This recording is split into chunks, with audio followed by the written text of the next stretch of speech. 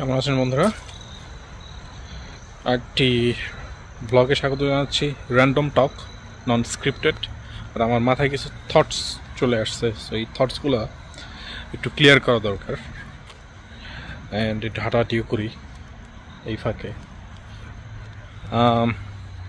বেশ কয়েকটা থটস। একটা থটস যেটা সবসময় বলে থাকি, যেটা হচ্ছে এই দুনিয়া প্রচুর ডিফিকাল্ট টু সারভাইভ অ্যাকচুয়ালি। হ্যাঁ, এই পৃথিবী আসলে অনেক ডিফিকাল্ট টু সারভাইভ, এটা সবার জন্য না। কিন্তু এর মধ্যে আমরা বাঙালি যারা বাংলাদেশি আছি, বাঙালি যারা আছি, আমাদের আমাদের একটা প্রবলেম আছে। আমি বিশেষ করে আমি বইটা যেটা দেখছি, আমার নিজেরও এই প্রবলেমটা আমি ফেস করছি। মোদ্দা কথায় যেটা আসছি, আমরা আসলে রিয়েল ওয়ার্ল্ডের জন্য ওইভাবে প্রিপেয়ার্ড হই না। বিশেষ করে আমরা যারা মধ্যবিত্ত পরিবারে বড় হই, যারা বাবা মার আঁচলের নিচে থাকি, হ্যাঁ, তাদের আসলে একটা সমস্যা যে আমরা ঠিকমতো বড় হই না, বা আমরা দেখা যায় যে বাসায় এতদিন থাকতে থাকতে নিজের রেসপন্সিবিলিটি নেওয়া শিখি না। অনেকে আছে যারা আবার সময় মতো নিজের রেসপন্সিবিলিটি নেওয়া শিখে। অ্যান্ড কিন্তু আমি যদি সেটা ওয়েস্টের সাথে তুলনা করি, ওয়েস্টে যেমন 12-13 বছর বয়স থেকে, 13-14 বছর বয়স থেকে বাচ্চা কাচ্চারা কাজে যাওয়া শুরু করে, সামারে কাজ করে, অ্যান্ড দেন তারা তাদের নিজেদের রেসপন্সিবিলিটি নেয়। হ্যাঁ, কেউ যদি একটা ফোন কিনে, তাহলে সেই ফোনটা দেখা যায় নিজেই পে অফ করে। বাচ্চা কাচ্চারা নিজেরা চাকরি বাকরি করে, টাকা পয়সা আর্ন করে, গাড়ি কিনে। অ্যান্ড দেন একটা সময় গিয়ে দেখা যায় যে, আমি আমারই পরিচিত একজনের কথা বলি। আমার ফ্রেন্ডশিপ কি বলে, আমি যখন আমেরিকা ফার্স্ট আসি মাস্টার্স করতে 7 বছর আগে, তখন তাদের সাথে আমাদের পেয়ার হয়েছিল ইউনিভার্সিটির থ্রুতে। তারা হচ্ছে আমাদের আমেরিকান ফ্রেন্ড, রাইট? এবং ওই বাচ্চা তার সেই আমেরিকান ফ্রেন্ডের পরিবারে 2টা বাচ্চা ছিল, তারা হচ্ছে টুইন।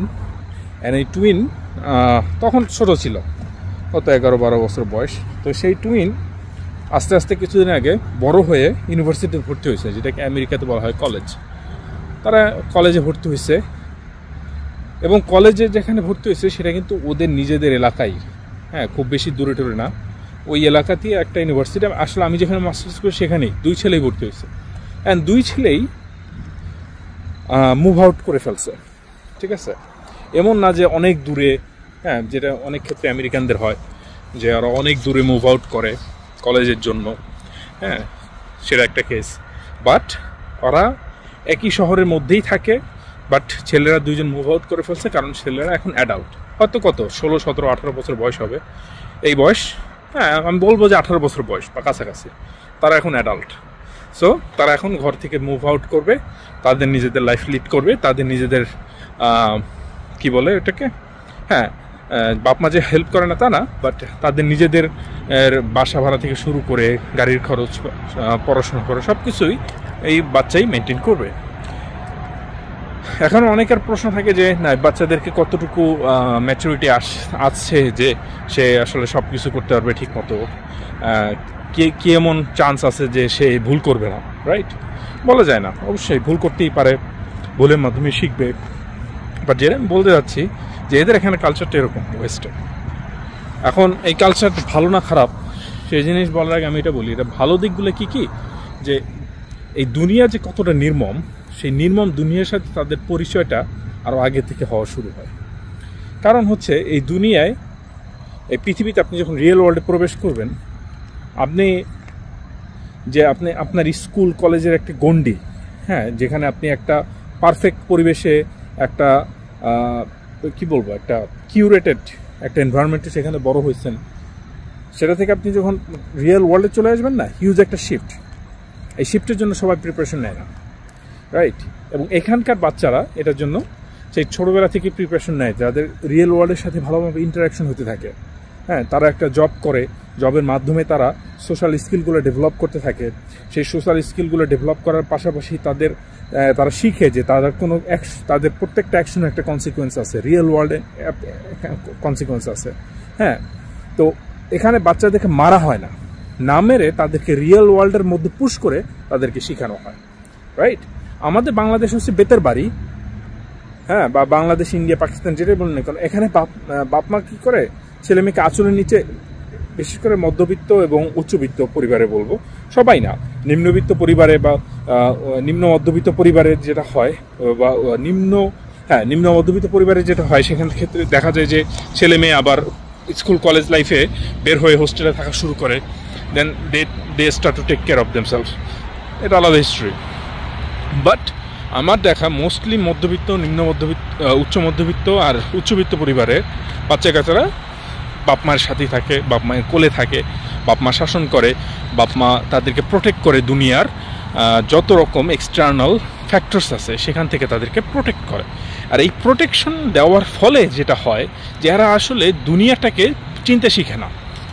আমি চিনতে শিখে নাই, এবং আমার নিজের বেলায় বলি, আমি হলে থাকি নাই, রাইট? এবং হলে না থাকার কারণে হয়েছে কি, আমার পিপল স্কিল অনেক কম। আমার নিজের সমালোচনা আমি নিজেই করি। হ্যাঁ, অনেকে হয়তো বলতে পারে এই ছেলের ব্যবহার খারাপ কেন, বা যেটাই হোক না কেন এই ছেলের, কারণ আমার পিপল স্কিল খুবই খারাপ। এই কারণে যে আমি হলে থেকে অথবা একটা শেয়ার্ড একটা কমিউনিটি থেকে কিভাবে অ্যাডজাস্ট করতে হয় সবার সাথে, সেটা আমি শিখি নাই। এর কারণ হচ্ছে আমি আমার অ্যাডাল্ট লাইফে 22, 23, 24 বছর পর্যন্ত আমি বাপ মায়ের সাথে থাকছি। This is not how one should grow up. আমি দেখছি আমাদের মধ্যে যারা ক্যাডেটে পড়ছে, তারা একদম ক্লাস 7 থেকে যখন তারা বাইরে থাকে, তাদের রিয়েল ওয়ার্ল্ড, বাইরের ওয়ার্ল্ড সম্পর্কে তাদের ইয়াটা অনেক বেশি। হ্যাঁ, এখন তাদের অ্যাডজাস্ট হওয়ার মেন্টালিটি অনেক বেশি।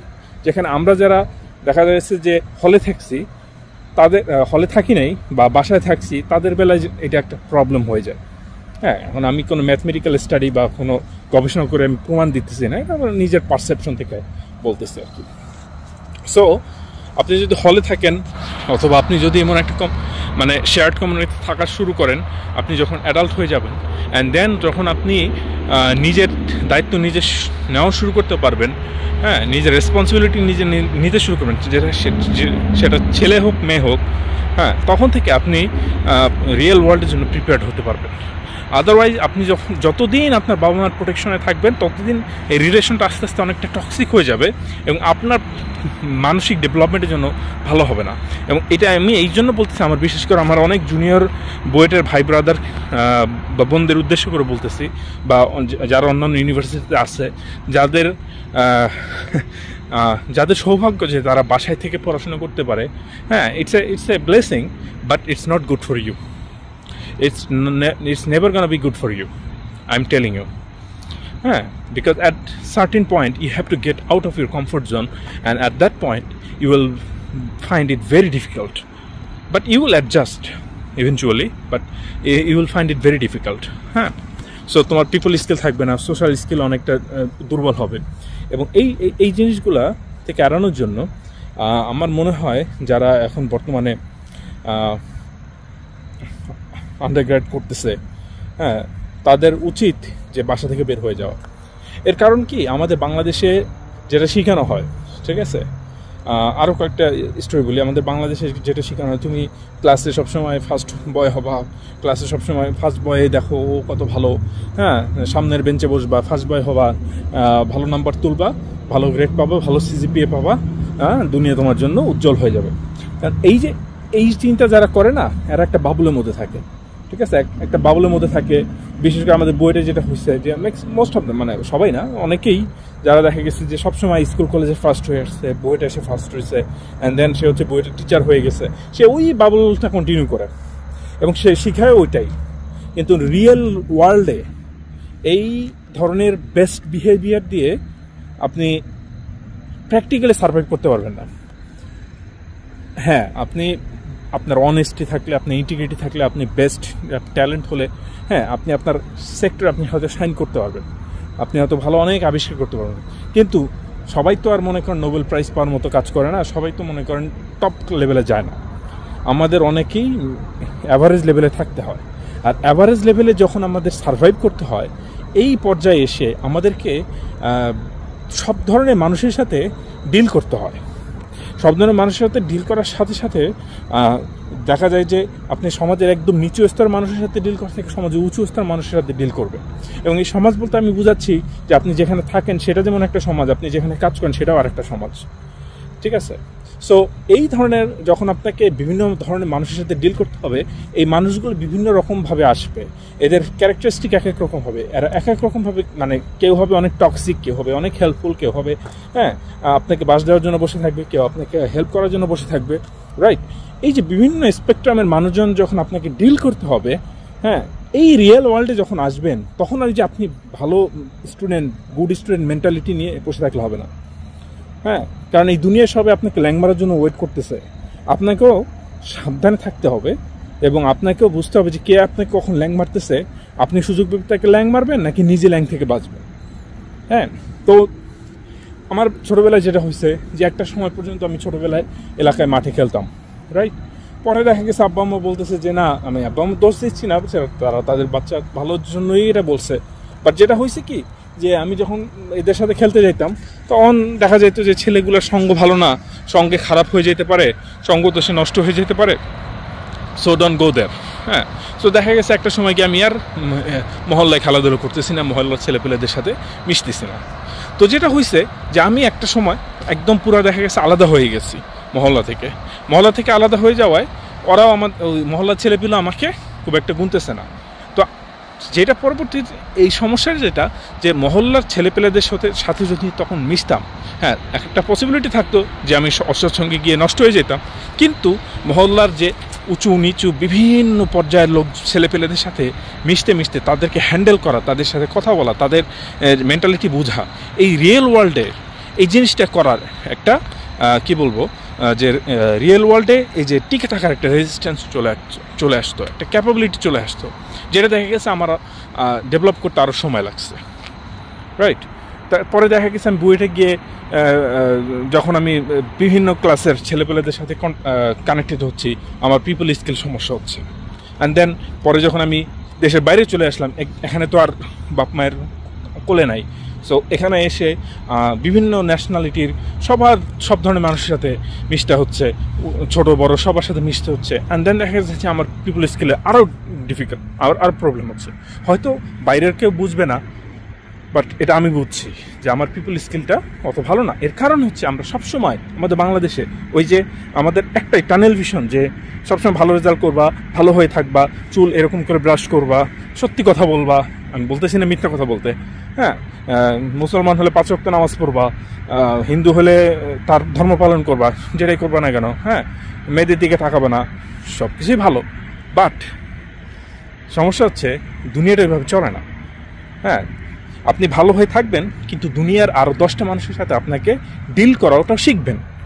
আমি যদি দুনিয়ার আর 10টা মানুষের সাথে ডিল করতে না শিখি, তাহলে কি হবে, আমি সবসময় মনে করবো যে আর বাকি সবাই ভালো। তো দেন হচ্ছে আমি যে প্রতারিত হতে পারি, আমি যে ল্যাং খেতে পারি, সেই জিনিসটা আমার মাথায় আর আসবে না। নট অনলি দ্যাট, অ্যালার্ট থাকা হয় না, ঠিক আছে? অনেক ব্যাপার আছে। আমি এই জন্য এটা বললাম যে আমার নিজের আত্মীয় স্বজন অনেকেই আছে যে ইউনিভার্সিটির চান্স পাইছে, দেখা গেছে যে বাসায় থাকে, পড়াশোনা করে, হলে যায় না, বা একটা ব্রডার ক্লাস সোসাইটির সাথে মিশে না। এর কারণটা হচ্ছে তারা ভয় পায়, তারা রিজার্ভ থাকে।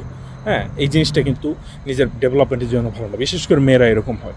ভাই, এখন আপনি মেয়ে হয়েছেন ভালো কথা, কিন্তু আপনি যখন এই দুনিয়াতে আপনি যখন 4 দেয়াল থেকে বের হয়ে এই সবার সাথে মিশতেছেন, সবার সাথে এখন আপনি যখন কম্পিট করতেছেন, সবার সাথে আপনি যখন ডিল করতেছেন, এই ডিলিংয়ের সময়, এই কম্পিটিশনের সময় আপনাকেও এই বাস্তবতা মেনে নিতে হবে যে দুনিয়াটা টক্সিক, মানুষগুলো খারাপ, এদের সাথে আপনাকে ডিল করতে হবে, ডিল করতে জানতে হবে, এর মধ্যে রিস্ক থাকবে এবং আপনাকে এই রিস্ক নিয়ে বাইরে আসতে হবে, রাইট? রিস্ক নিয়ে যদি আপনি বাইরে আসতে না শিখেন, আপনার পার্সোনাল ডেভেলপমেন্ট, প্রফেশনাল ডেভেলপমেন্ট আস্তে আস্তে ডিলে হয়ে যাবে। ওকে, তো এটা একটা প্রসঙ্গ বললাম।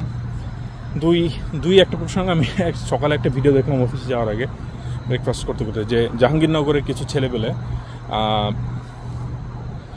কয়েকটা জুনিয়র ছেলেপেলেদেরকে সিনিয়র এক ব্যাচের মানে এক ব্যাচ সিনিয়র প্লাপান জুনিয়র এক ব্যাচ প্লাপানকে র্যাক দিতেছে। তো র্যাক দেওয়ার সময় এসে সিকিউরিটি গার্ড হ্যান ত্যান এরা এসে ধরে ফেলছে। তো এর মধ্যে যারা অপরাধী বা যারা র্যাগার তাদেরকে বলতেছে যে আপনারা এদেরকে এখানে লাইন ধরে দাঁড়া করাইছেন কেন, আপনারা এদের ফোন বন্ধ করে রাখছেন কেন। আর যারা র্যাগার তারা আবার একটু ডিফেন্ড করতেছে, না ওদের নবীন বরণ দিব তাই ওদেরকে এখানে এনে ডাকাইছি, এই না সেই না।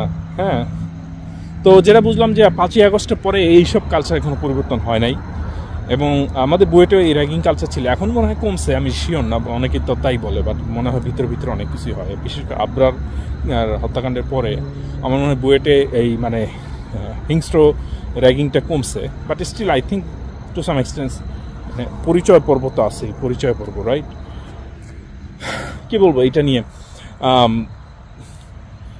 তো দেখেন ওই যে কি বলে 5ই আগস্টের আগে এই কাজগুলো ছাত্রলীগের পোলাপান করতো, ছাত্রলীগের পোলাপান এসে মানুষকে টেরোরাইজ করে রাখতো, জাস্ট তাদের একটা মব মেন্টালিটি।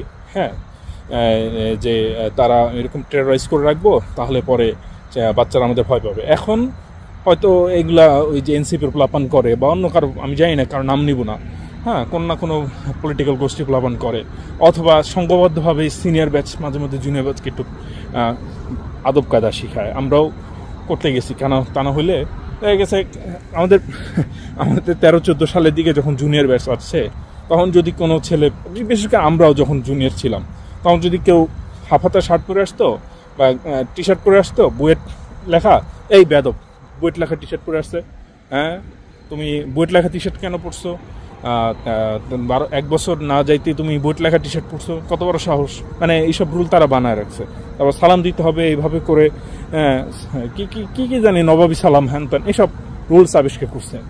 আমি দেখলে মানে হাসি লাগতো যে হ্যাঁ, আমি যে একেবারে সব র্যাগিংয়ে ছিলাম তা না, মাঝে মধ্যে দেখতাম যে প্লাপান র্যাক ট্যাক দিচ্ছে, তো আমাকে মানুষজন রাখতো না যে র্যাক দেওয়ার সময় যে আয় র্যাক দেই, হ্যাঁ, বা আমি হয়তো দেখতাম যে মজা নিচ্ছে প্লাপান।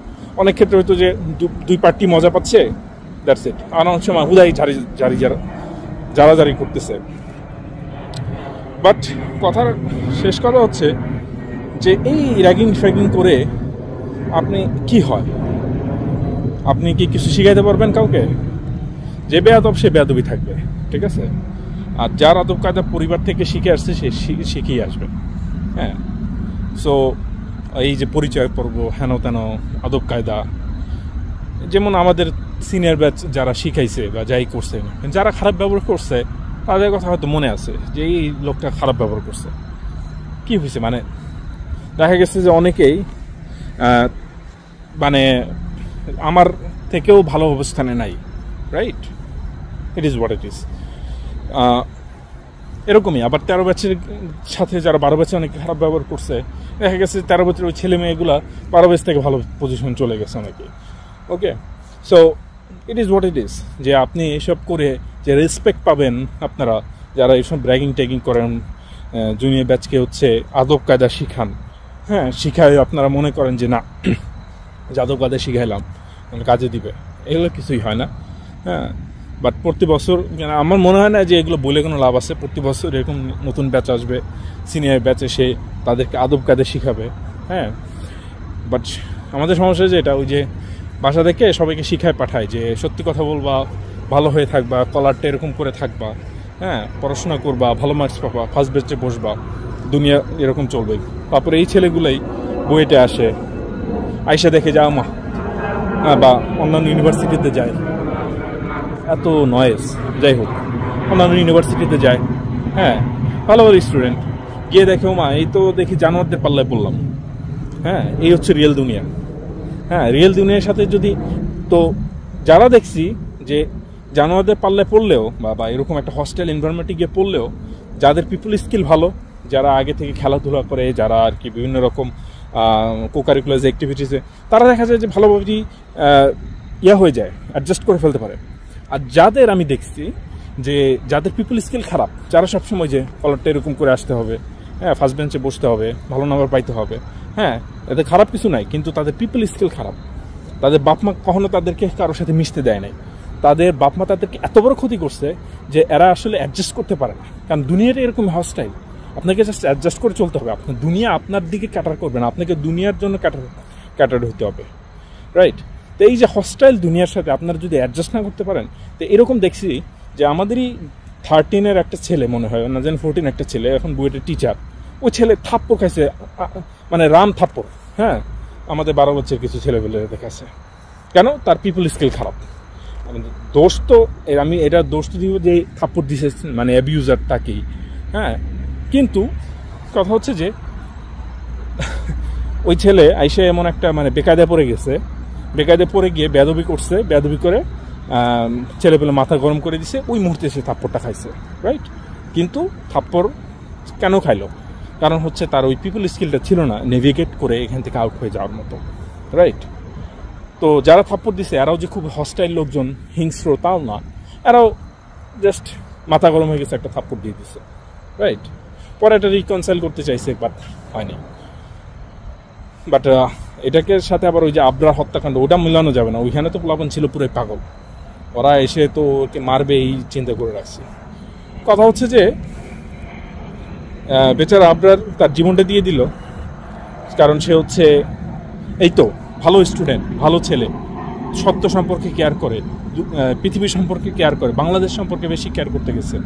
কেয়ার করতে গিয়ে সে নিজেকে আগলায় রাখতে পারে নাই, এই যে হস্টিলিটি থেকে নিজেকে দূরে রাখতে পারে না, হ্যাঁ।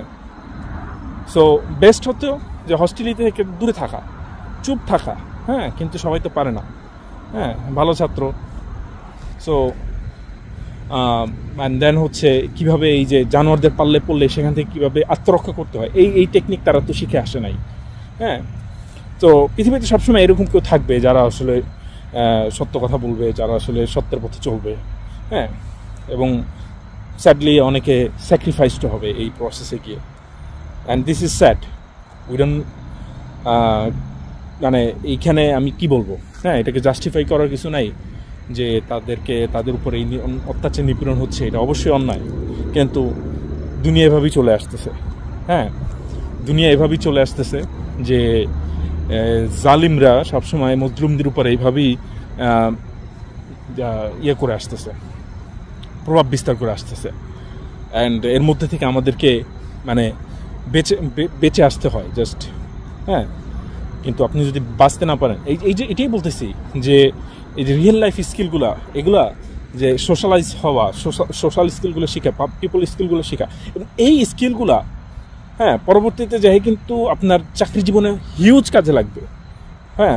পাবলিক লাইফে কী বলে, আপনি ইউনিভার্সিটির লাইফ থেকে বের হয়ে যখন আপনি চাকরি জীবনে যাবেন, তখন অনেকেই চাকরি টিকাইতে পারে না, এই টক্সিসিটির সাথে তারা অ্যাডজাস্ট করতে পারে না, রাইট? অনেকে মানসিকভাবে অনেকটা বিপর্যস্ত হয়ে যায়, অনেকভাবে। এই জন্য অনেকে মনে করে কি যে সরকারি চাকরি নেই, এখানে টক্সিসিটি কম, প্রাইভেট চাকরির টক্সিসিটি বেশি, এই সেই।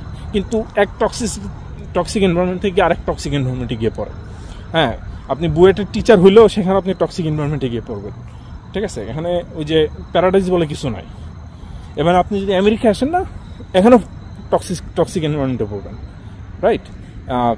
কর্পোরেট এখানকার কর্পোরেটেও ইকুয়ালি টক্সিক, ডিটেলস আমি পরে বলবো আরেকদিন, ইকুয়ালি টক্সিক, হ্যাঁ। হ্যাঁ, এখানে হয়তো একটু রাইটস বেশি, এখানে হয়তো আপনার মানে ইয়াটা কী বলে, বসরা একটু লেস প্যারা দিতে পারে বাংলাদেশে যেমন আপনি বস আসবে 10টা 11টা 12টায় এবং সে 7টা পর্যন্ত থাকলে আপনাকে ওইরকম 7টা পর্যন্ত থাকতে হবে, ব্যাপারটা এরকম। এখানে না, এখানে এটা এরকম না, হ্যাঁ। এখানে যেমন এই লেভেলে এক্সপ্লয়টেশন একটু কম, বাট স্টিল এখানে টক্সিসিটি আছে, পলিটিক্স আছে, অনেক রকম নিটিগ্রিটি ব্যাপার আছে যেগুলো আপনাকে হ্যান্ডেল করে চলতে হবে, রাইট? কিন্তু যদি আপনি হ্যান্ডেল করে না চলতে পারেন, তাহলে এখানে আপনি ল্যাং খাবেন, ওকে? আপনাকেও শিখতে হবে যে কি আপনাকে ল্যাং দেওয়ার জন্য বসে আসছে, আপনি তার ল্যাং থেকে কীভাবে আপনাকে বাঁচিয়ে থাকতে হবে অ্যান্ড কীভাবে আপনাকে সেভ করতে হবে।